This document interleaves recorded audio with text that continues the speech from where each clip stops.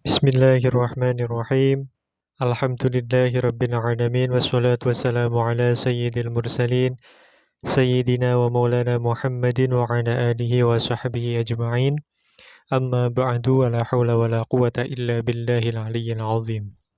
Rabbi syrah li sadri wa yassir li amri wahlul 'uqdatam min lisani yafqahu qawli. Subhanaka la ilma lana illa ma 'allamtana innaka antal alimul hakim.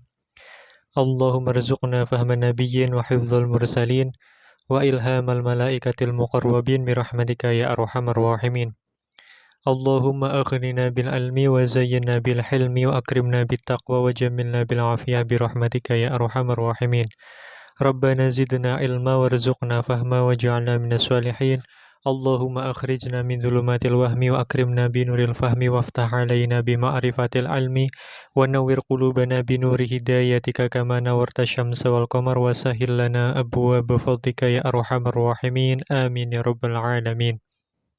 Qala al-mu'allifu rahimahullahu ta'ala nafa'ana Allah bi 'ulumihi wa bi asrarihi fid dharain amin ya rabbal alamin. Faslun utawi iki iku fasal fi ba'di ahwalin ing dalem mertelakake piro-piro tingkah tukrohu kang den makruhake fiha ing dalem ahwal opo al-qiraatu qiraah atau membaca Al-Qur'an. Fasal ini berkaitan dengan penjelasan tentang beberapa kondisi, beberapa keadaan yang mana pada kondisi atau keadaan tersebut dimakruhkan untuk membaca Al-Qur'an. Qala al-mu'allifu rahimahullahu ta'ala i'lam ngertiyo sira anna qiraatal qur'ani setuhune maca Al-Qur'an iku mahbubatun iku den sunatake alal itlaqi ing atase mutlak illa fi ahwalin angin ing dalam piro-piro tingkah makhsusatin kang tertentu jaa kang teko opo asyara'u syara' bin nahyi kelawan nyegah anil qiraati saking maca Al-Qur'an fiha ing dalam ahwal. Imam An-Nawawi rahimahullahu ta'ala menjelaskan bahwa membaca Al-Quran itu hukumnya sunnah. Sangat dianjurkan secara mutlak. Kecuali memang di beberapa kondisi. Di beberapa keadaan tertentu yang mana memang ada keterangan dari syarak yang menjelaskan tentang larangan membaca Al-Quran di dalam keadaan-keadaan tersebut. Wa ana utawi ingsun iku adzkurun bakal nutur ingsun al-ana ing dalam saiki. Ma ing perkara hadoro kang teka apa ma ni ing ingsun minha saking ahwal mukhtasaratan hale ringkes bihadzfil adillati kelawan buang pira-pira dalil fa innaha mongko setuhune adillah iku masyhuratun masyhurah kuncoro.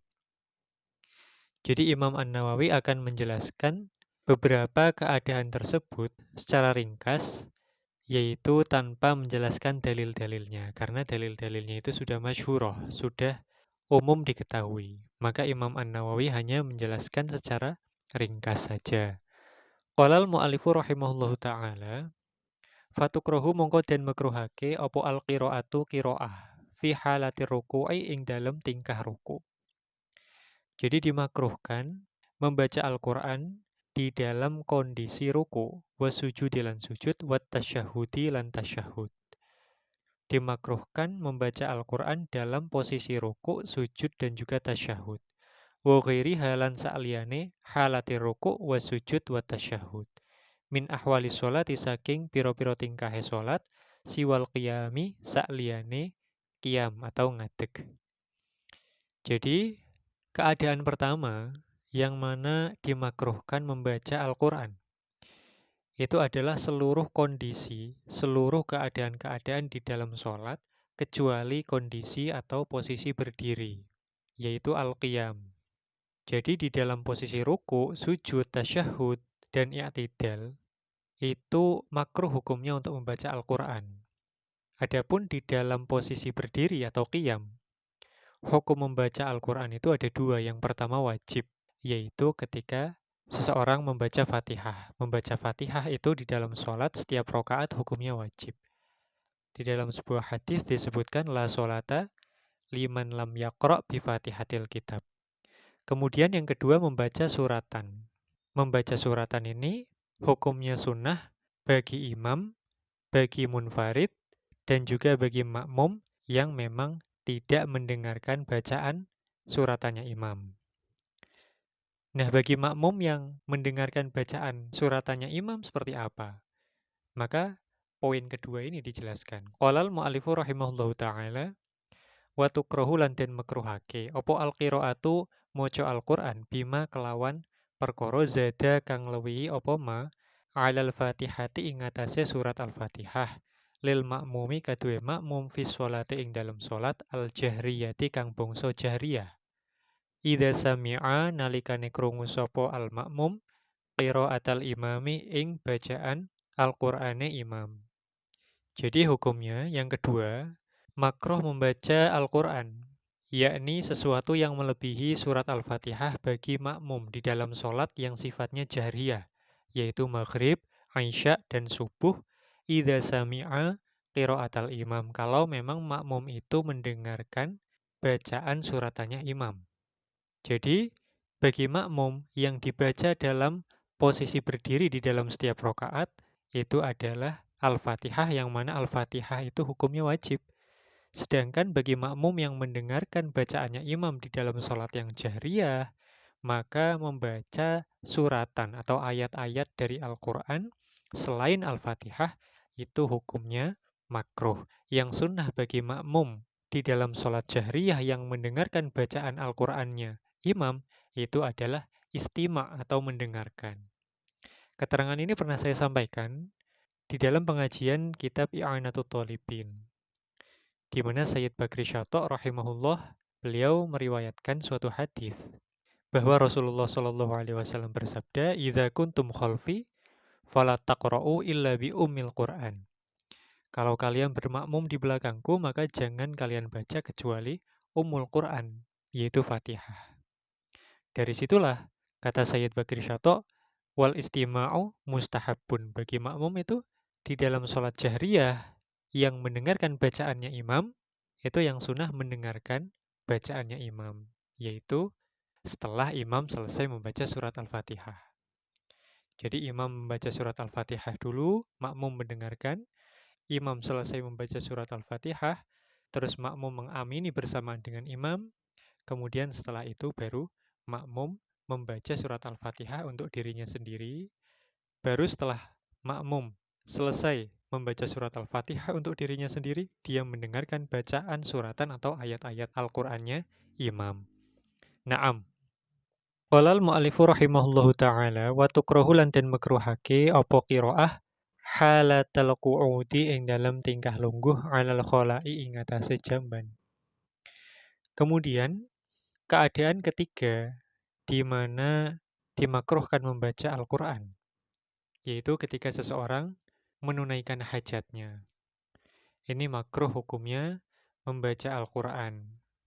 Kemudian keadaan yang keempat, wa fi halatin nu'asi lan ing dalam tingkah ngantuk.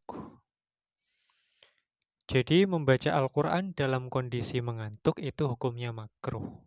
Karena terdapat suatu riwayat dari Nabi Shallallahu Alaihi Wasallam bahwa Nabi mencegah para sahabat untuk membaca Al-Quran dalam keadaan ngantuk karena dikhawatirkan akan jatuh ke dalam kesalahan-kesalahan bacaan.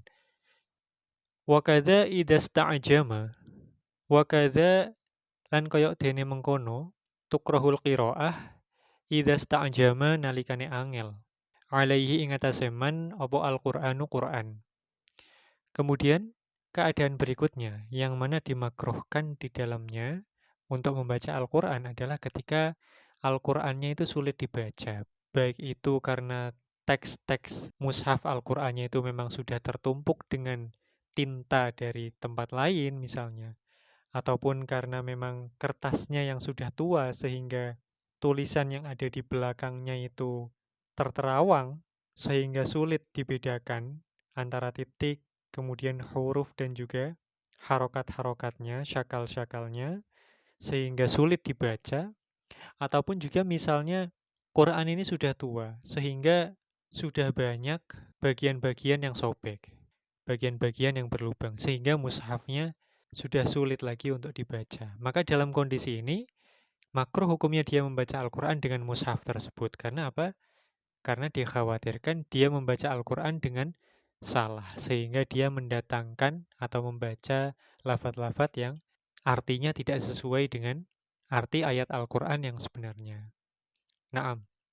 Qalal mu'allifu rahimahullahu ta'ala wa kadza lan koyok dene mengkono tukrahul qiraah idza sta'jama 'alaihil Qur'an halatal khutbati ing dalem tingkah khutbah. Liman yasma'uha kaduwe wong yasma'uha kang krungu sapa man ing khutbah. Wala tukrahu lan ora den makruhake apa qiraah liman kaduwe wong lam yasma'ha kang ora krungu sapa man ing khutbah. Bal tustahabu balik den sunatake apa qiraah. Hadza utawi iki qaul bi'adamil karohah liman lam yasma'ha bal tustahabu huwal mukhtaru iku qaul kang dipilih as-sahihu tur kang sahih. Waja'a lan teko an Tawusin saking Imam Tawus apa karohiyatuha apa kemakruhane qiraah halatal khutbah wa an Ibrahim lan saking Imam Ibrahim apa adamul karohati ora anane kemakruhan. Faya juzu mongko wenang apa ayu jemaah yen to den kumpulake apa baina kalamaihima ing dalam antarane kalam lorone Imam Tawus lan Imam Ibrahim bima kelawan perkara kulna kang ngucap ingsun kama dzakarahu kaya oleh nuturhu ing ma sapa ashabuna para ashab kita yakni ashab Syafi'i.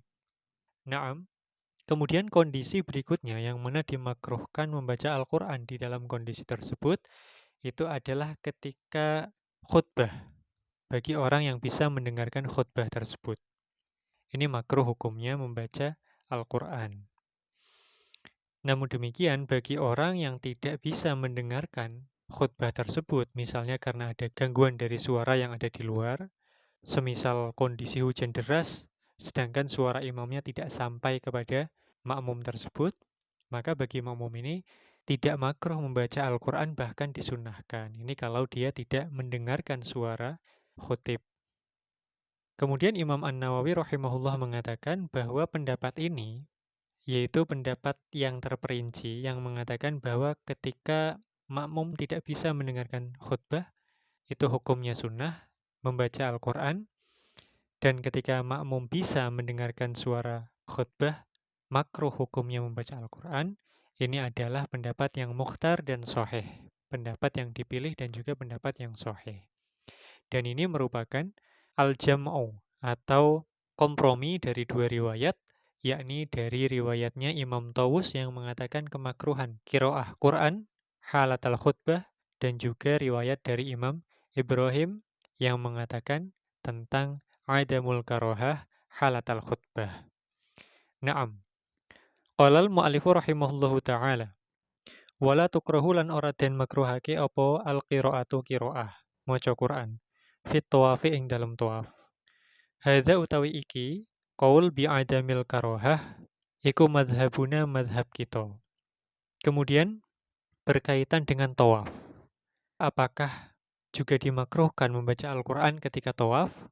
Maka Imam An-Nawawi rahimahullah mengatakan wala tukrahul qiraah fit tawaf, tidak makruh hukumnya. Dan ini adalah pendapatnya mazhab kita, mazhab Asy-Syafi'i.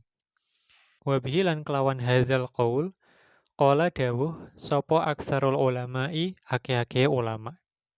Maka pendapat tentang ketidakmakruhan membaca Al-Quran di dalam tawaf itu juga pendapatnya kebanyakan ulama. Wahakahu lan nyeritakake hu ing iki qaul bi adamil karohah sapa Ibnul Munziri Imam Ibnul Munzir an Atha'in saking Imam Atha wa Mujahidin lan Imam Mujahid wa Ibnil Mubaraki lan Imam Ibnil Mubarak wa Abi Thaurin lan Imam Abi Thaur wa ashabir ra'yi lan pira-pira ulama golongan ashabir ra'yi. Pendapat yang menyatakan tentang ketidakmakruhan membaca Al-Quran di dalam tawaf, ini adalah pendapat mazhab Asy-Syafi'i dan juga pendapat kebanyakan ulama yang mana diriwayatkan oleh Imam Ibnul Munzir dari Imam Atha dan juga Imam Mujahid dan juga Imam Ibnul Mubarak dan Imam Abi Thaur dan para ulama golongan ashabir ra'yi. Lalu ada pula ulama yang meriwayatkan tentang pendapat kemakruhannya qiraah atau membaca Al-Qur'an dalam kondisi tawaf. Wa hukiya lan den riwayatake anil Hasani saking Imam Al-Hasan Al-Basri wa Urwata bin Zubairi lan Imam Urwah bin Az-Zubair wa Malikin lan Imam Malik opo karohatul qiraati opo kemakruhane qiraah maca Al-Qur'an fit tawafi ing dalam tawaf. Pendapat yang menyatakan tentang kemakruhan membaca Al-Quran di dalam tawaf itu pendapat yang diriwayatkan oleh Imam Al-Hasan Al-Basri dan juga Imam Urwah bin Az-Zubair dan Imam Malik rahimahumullahu ta'ala.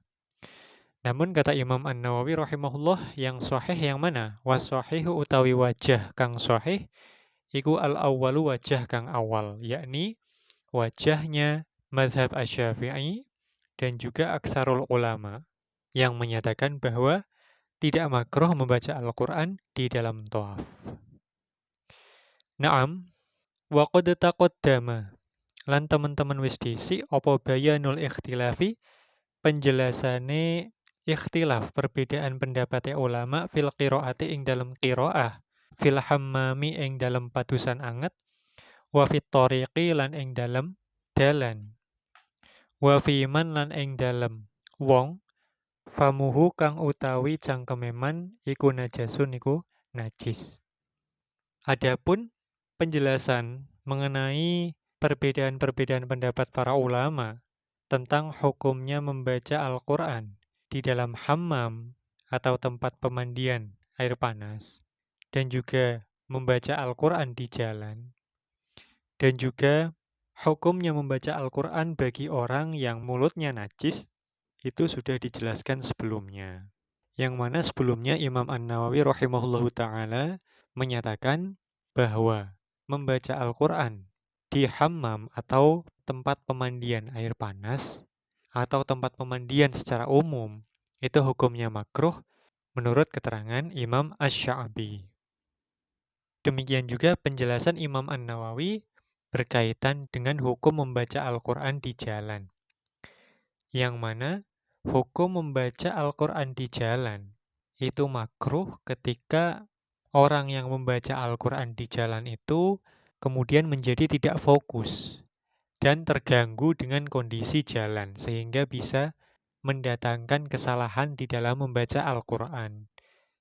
Selain itu, memang ketika seseorang membaca Al-Quran di tempat-tempat yang ramai, termasuk contohnya adalah jalan, maka ada banyak sekali kemadorotan yang akan menimpa orang yang membaca Al-Quran tersebut sehingga orang yang membaca Al-Quran di jalan itu menjadi tidak bisa melaksanakan adab-adabnya membaca Al-Quran. Seperti halnya contoh meninggalkan al-abath bil yad wa ghairiha. Yakni hendaknya seseorang yang membaca Al-Quran itu meninggalkan bermain-main dengan tangan ataupun selainnya. Karena apa? Fa'innahu yunaji rabbahu subhanahu wa ta'ala. Karena orang yang membaca Al-Quran itu adalah orang yang sedang bermunajat kepada Allah subhanahu wa ta'ala. Makanya potensi adab ini bisa dilanggar lebih besar ketika dia membaca Al-Quran itu di jalan. Menjadi tidak fokus. Dan termasuk juga adab yang seringkali dilanggar ketika seseorang membaca Al-Quran di jalan, yaitu an-nazar ila ma yulhi wa yubaddidu adz-dzihna. Jadi dia melihat hal-hal yang bisa melalaikan dia dan juga bisa menghilangkan konsentrasi pikiran dan juga hatinya. Dan yang lebih parah lagi, ini juga disebutkan oleh Hadratus Syekh Kiai Hasyim Asy'ari di dalam kitab At-Tambihat Al-Wajibat, di mana beliau mengatakan bahwa wa aqbahu min hadza kullihi an-nazar ila ma la yajuzun nazar ilaihi. Bahwa orang itu ketika dia membaca Al-Qur'an, dia melihat kepada apa yang tidak halal untuk dilihat olehnya. Jadi kalau orang membaca Al-Qur'an di jalan, apalagi saat ini di mana jalan itu banyak sekali penggunanya, bukan hanya laki-laki, bahkan juga perempuan, maka potensi melihat sesuatu yang tidak halal baginya itu besar. sedangkan dia sedang membaca Al-Quran, dia sedang bermunajat kepada Allah Subhanahu wa Ta'ala. Dengan potensi-potensi yang seperti ini, maka hukumnya membaca Al-Quran di jalan menjadi makruh. Demikian juga bagi orang yang mulutnya najis. Hendaknya dia juga membersihkan mulutnya dulu, mensucikan mulutnya dulu sebelum dia membaca Al-Quran. Maka di situ disunahkan baginya untuk berwudu dan juga bersiwak dan toharoh atau bersuci.